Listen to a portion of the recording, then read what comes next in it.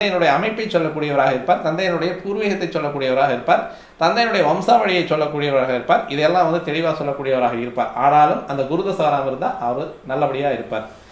தந்தைக்கான ஆழை குறைக்கிறதுக்கான வாய்ப்பு இல்லை. ஏன்னா அது காரக கிரகம், அந்த இடத்துல உட்கார்றது கொஞ்சம் சிரமத்தை கொடுக்கக்கூடிய குருவாக இருப்பார்.